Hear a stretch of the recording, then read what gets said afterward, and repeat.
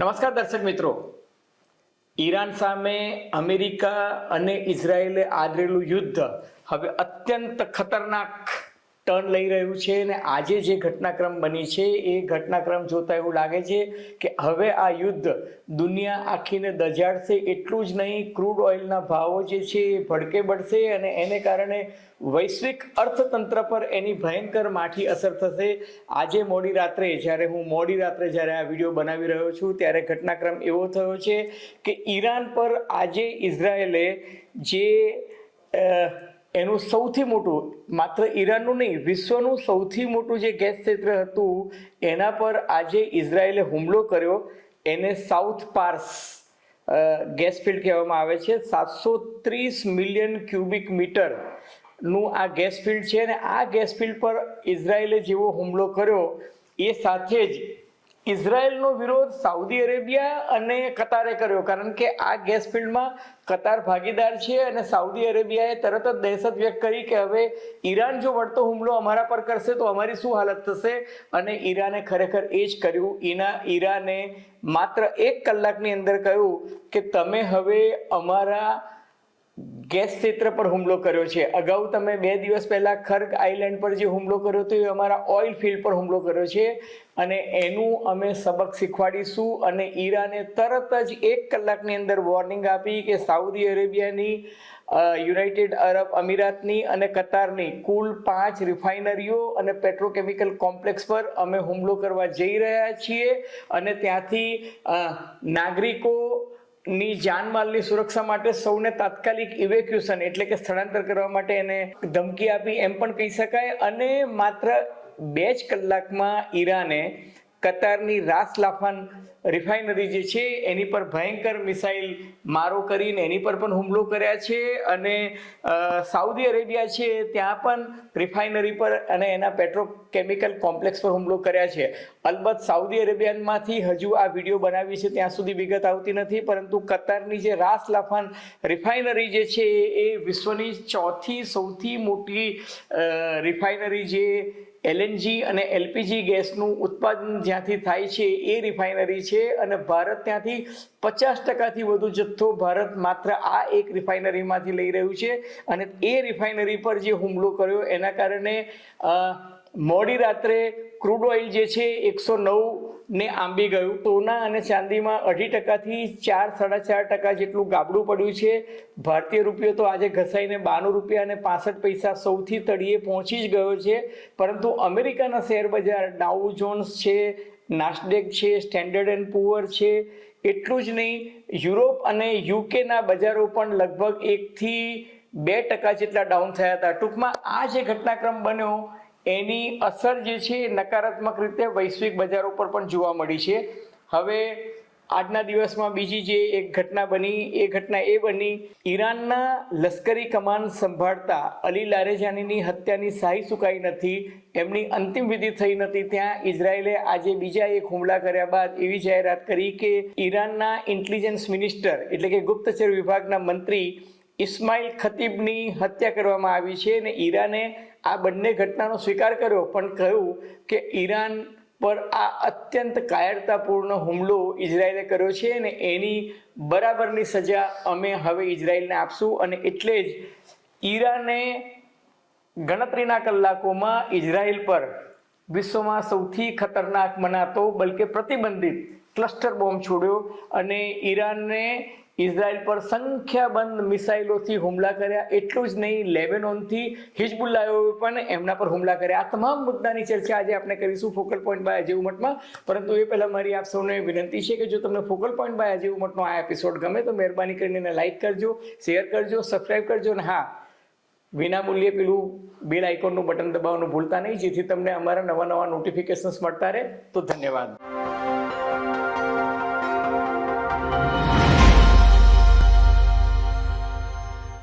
મંગળવારે ઇઝરાયેલે જાહેરાત કરી હતી કે ઈરાની લશ્કરી વડા, બલકે ઈરાનમાં મોસ્તોબા ખમેનાઈ બાદ સૌથી મહત્વના બીજા નંબરના જે નેતા ગણાતા હતા, જે લશ્કરી કમાન સંભાળતા હતા, ઈરાન માટે તમામ વ્યૂહાત્મક બાબતો સંભાળતા હતા, એ અલી લારીજાનીની હત્યા ઇઝરાયેલે એક બોમ્બ વિસ્ફોટમાં કરી અને એની સાથે એમના પરિવારના સભ્યો અને બીજા ઘણા બધા લશ્કરી અધિકારીઓ પણ મૃત્યુ થયા. અને એ બાદ બુધવારે ઇઝરાયેલના હુમલામાં એમના ગુપ્તચર વિભાગના મંત્રી જે હતા ઇસ્માઇલ ખાતીબ એમનું પણ અવસાન થયું છે.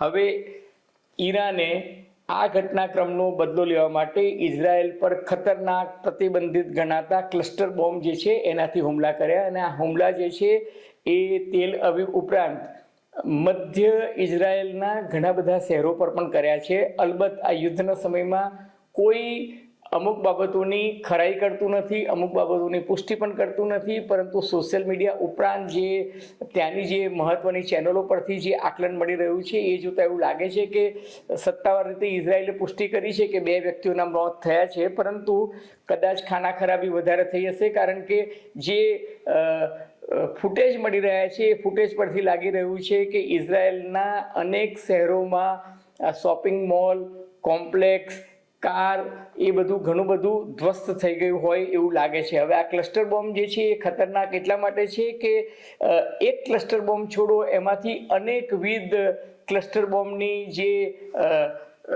ઘટકો છૂટા પડે છે એ ઘટકો એવા હોય છે કે જે એર ડિફેન્સ સિસ્ટમ જે છે એનો પણ નાશ કરે છે. એટલું જ નહીં, અત્યંત વિધ્વંસક છે. એટલા માટે આંતરરાષ્ટ્રીય નિયમો અનુસાર આ ક્લસ્ટર બોમ્બ પ્રતિબંધિત છે. પરંતુ અત્યારે પેલું કહે છે ને કે યુદ્ધમાં તો બધું ચાલે છે, અત્યારે કોઈ આંતરરાષ્ટ્રીય નિયમોની એસી તેસી કરી અને બંને પક્ષે યુદ્ધ જે રીતના લડાઈ રહ્યું છે એમાં ઈરાને પણ ઈંટનો જવાબ પથ્થરથી આપતા હોય તેમ ઇઝરાયલ પર ક્લસ્ટર બોમ્બથી હુમલા કર્યા છે. એટલું જ નહીં, આ જ્યારે હુમલા થાય છે ત્યારે ઈરાનની નવી ટેક્ટિક છે એ શું કરે છે કે લેબેનોનમાંથી હિઝબુલ્લા એક સાથે 100-150 જેટલા મિસાઇલ અને ડ્રોન એ ઇઝરાયલ પર છોડે છે, જેથી ઈરાનની તરફથી આવતી મિસાઇલો એ આયરન ડોમ રોકે એ પહેલાં લેબેનોનમાંથી હિઝબુલ્લાઓ સેંકડો મિસાઇલ અને ડ્રોન છોડે છે.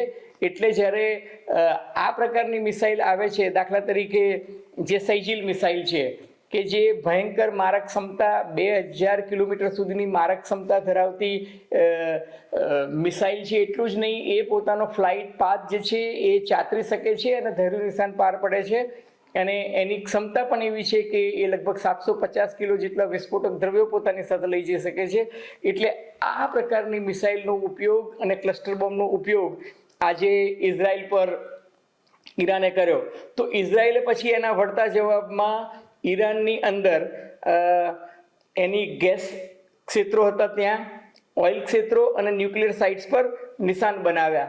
હવે તમે સમજી શકો છો કે ઇઝરાયલ જ્યારે ઈરાનની ગેસ ફેસિલિટી હોય કે ઓઇલ ફેસિલિટીઝ હોય, ઓઇલ ડેપો હોય કે ન્યુક્લિયર સાઇટ્સને નિશાન બનાવે, એનો અર્થ સાફ છે કે હવે આ યુદ્ધ જે છે એ ભયંકર હદે વકરી રહ્યું છે. કારણ કે ઇઝરાયલને ખબર છે કે જો ઈરાનની ગેસ સાઇટ્સ અથવા તો ગેસ ફિલ્ડ અથવા તો ઓઇલ ફિલ્ડ પર હુમલો કરશો તો ઈરાન જે છે એ બદલામાં કંઈ અમેરિકા પર હુમલો કરવા જઈ શકતું નથી, પરંતુ એ ખાડીના દેશો કે જ્યાં અમેરિકી છાવણીઓ છે ત્યાં ખાડીના દેશો, દાખલા તરીકે કુવેત છે કે કતાર છે કે સાઉદી અરેબિયા છે કે ઈરાક છે અથવા તો સંયુક્ત અરબ અમીરાત છે, એ લોકો પોતાની ધરતીનો ઉપયોગ અમેરિકાને કરવા દે છે. એ મુદ્દે હવે એમની પર હુમલા કરશે. અને ખરેખર ઈરાને એવું કર્યું પણ ખરું.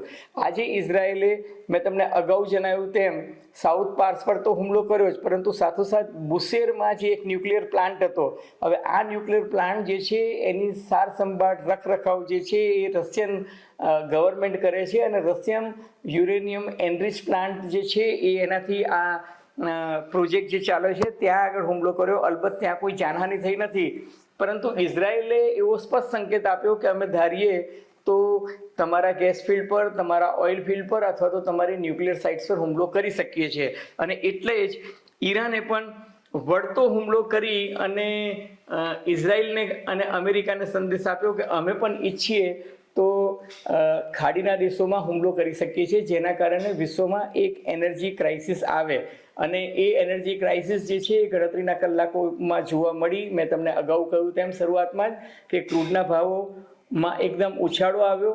જે ક્રૂડના ભાવો આસમાને 120 પર જઈને એ જ દિવસે ઘટીને 92 થી 94 વચ્ચે આવી ગયા હતા. એ ક્રૂડના ભાવો, બ્રેન્ટ ક્રૂડના ભાવો આજે 109 સુધી પહોંચી ગયા. એનો અર્થ એ કે એનર્જી સેક્ટર પર આની ભયંકર નકારાત્મક અસર જોવા મળશે. અને જો એનર્જી સેક્ટર અસર થાય તો વૈશ્વિક અર્થતંત્ર પર પણ એની અસર થાય. હવે આ જે ઘટનાક્રમ બન્યો અને સાઉદી અરેબિયા સહિત સંયુક્ત અરબ અમીરાતની જે 5 ફેસિલિટીઝ પર ઈરાને હુમલો કરવાની ધમકી આપી. દાખલા તરીકે એમણે કહ્યું કે કતારની રાસ લાફાન રિફાઇનરી પર અમે હુમલો કરીશું, તો એમણે હુમલો કરી બતાવ્યો અને ત્યાં મિસાઇલોથી જે હુમલો થયો એના કારણે અત્યારે હું આ જ્યારે વિડીયો બનાવી રહ્યો છું ત્યારે ત્યાં ભયંકર આગ લાગી છે અને એ આગ હજુ કાબૂમાં લઈ શકાઈ નથી, જાનહાનિ નથી થઈ, પરંતુ કતાર સરકારે સોશિયલ મીડિયા પ્લેટફોર્મ પર સ્વીકાર્યું છે કે ભયંકર એક્સટેન્સિવ ડેમેજ એટલે ભયંકર નુકસાન જે છે રાસ લાફાન રિફાઇનરીમાં થયું છે. જે મેં તમને કહ્યું તેમ કે એલએનજીની અને એલપીજીની સૌથી મોટી રિફાઇનરી ગણાય છે.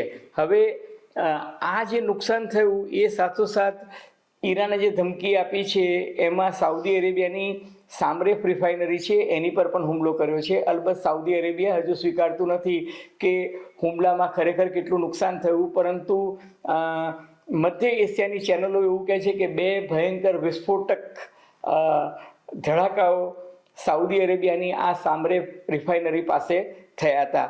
એ ઉપરાંત એમણે ધમકી આપી છે સંયુક્ત અરબ અમીરાત એટલે કે દુબઈ અબુધાબીનો જે વિસ્તાર છે ત્યાં જુબૈલ પેટ્રોકેમિકલ કંપનીમાં, અલ હોસન ગેસ ફિલ્ડમાં અને મેસેદ પેટ્રોકેમિકલ કોમ્પ્લેક્સમાં, આ 3 જગ્યાએ એટલે કુલ 5 જગ્યાએ ઈરાને હુમલો કરવાની ધમકી આપી છે. કહેવાનું તાત્પર્ય એ છે કે ઇઝરાયલ અને ઈરાનની જે લડાઈ છે એમાં ખાડીના દેશોની oil, gas field, LPG, LNG વગેરે ફેસિલિટીઝ પર જે હુમલાઓ થઈ રહ્યા છે એનો નકારાત્મક ઘટનાક્રમ જે છે આવનારા દિવસોમાં શેર બજારથી માંડીને સોના, ચાંદી અને બીજી મેટલ્સ પર, બિટકોઇન પર, ક્રિપ્ટોકરન્સી પર જોવા મળશે. ડોલર ઇન્ડેક્સ ચોક્કસ હાઈ જઈ રહ્યો છે, પરંતુ આપણો રૂપિયો દિન પ્રતિદિન ઘસાઈ રહ્યો છે. હવે આવીએ હોર્મુઝની ખાડીમાં.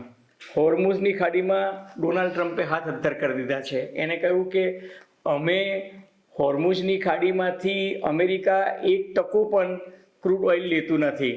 ક્રૂડ ઓઇલ માટે અમેરિકા આત્મનિર્ભર છે. એટલે હોર્મુઝની ખાડી જેને ચોકઅપ કરી છે એ ઈરાન જવાબદાર છે. અને હોર્મુઝની ખાડીમાંથી જે દેશો ક્રૂડ ઓઇલ લેતા હોય એ લોકોએ સાથે થઈ અને હોર્મુઝની ખાડી પર ચડાઈ કરવી જોઈએ.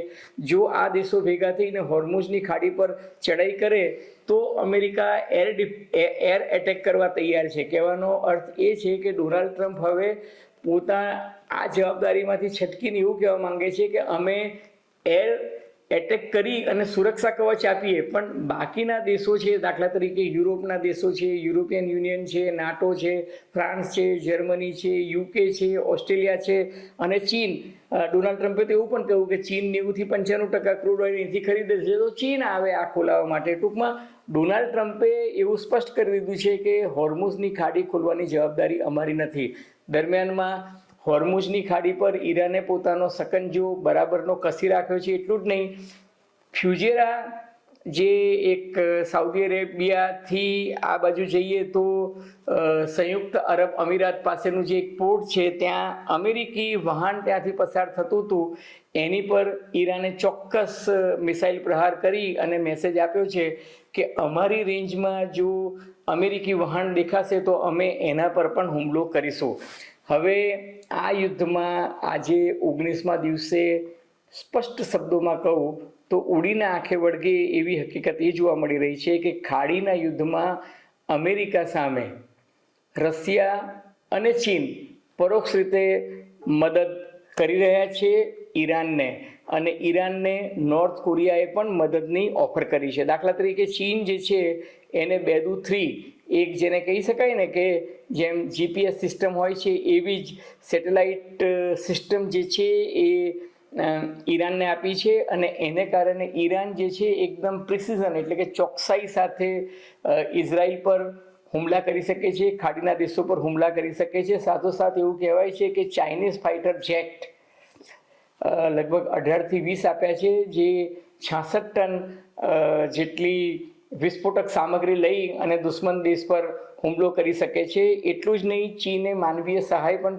પ્રોવાઈડ કરવાનું કહ્યું છે.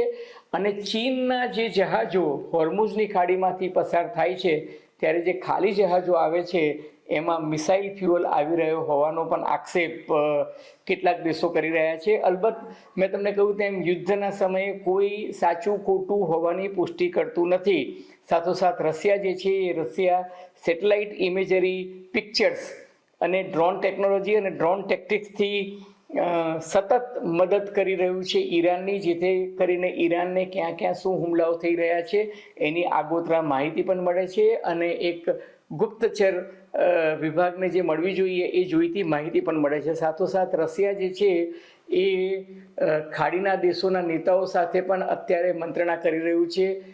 ઇસ્લામિક અને અરબિક નેતાઓ જે છે એ એકઠા થયા છે અને એ લોકો હવે ઈરાનના ખામેનાઈ જે છે એમની સાથે મંત્રણા કરવા માંગે છે. એટલે બેકડોર ડિપ્લોમેટિક ચેનલ પણ હવે શરૂ થઈ છે, કારણ કે અમેરિકા અને ઇઝરાયલ સામે એક રીતે જોવા જઈએ તો યુરોપિયન યુનિયન અને નાટો જે રીતના સહકાર આપવા તૈયાર નથી ને ડોનાલ્ડ ટ્રમ્પ એનાથી બહુ જ ગિન્નાયેલા છે, તો સાથોસાથ આ દેશોને એ પણ પ્રતીતિ થઈ છે કે રશિયા અને ચીન જ્યાં સામા પક્ષે હોય તો આપણે હવે આ યુદ્ધ જે છે એનો વિસ્તાર કરવામાં કોઈ રસ નથી. વાતનો સાર એ કે આ યુદ્ધ હવે માત્ર ઇઝરાયલ, અમેરિકા અને ઈરાન પૂરતું સીમિત રહ્યું નથી. આ યુદ્ધ જે છે એને પરિણામે દુનિયા આખી એની આગમાં દાઝી રહી છે. અને જો યુદ્ધમાં શસ્ત્ર વિરામ નહીં થાય, યુદ્ધ વિરામ નહીં થાય અથવા તો તાત્કાલિક કોઈ સંધિ કે સમજૂતી નહીં થાય તો આવનારા દિવસોમાં હવે આ યુદ્ધ જે છે લાંબુ ચાલશે, અને લાંબુ ચાલશે તો વૈશ્વિક અર્થતંત્રને એનાથી ભયંકર મોટો ફટકો પડશે. આપણે સૌ ઈચ્છીએ કે યુદ્ધનો અંત બને એટલો વહેલો આવે અને એ જ દિશામાં આપણી પ્રાર્થના હોવી જોઈએ. મિત્રો, તમને ફોકલ પોઈન્ટ બાય અજય ઉમટનો આ એપિસોડ જો ગમ્યો હોય તો મહેરબાની કરીને એને લાઈક કરજો, શેર કરજો, સબસ્ક્રાઈબ કરજો. અને હા, આપ શું માનો છો? આપનું અવલોકન, આપનું અનુમાન, આપની ટીકા ટિપ્પણી અમને ગમશે. ધન્યવાદ, ખૂબ ખૂબ આભાર.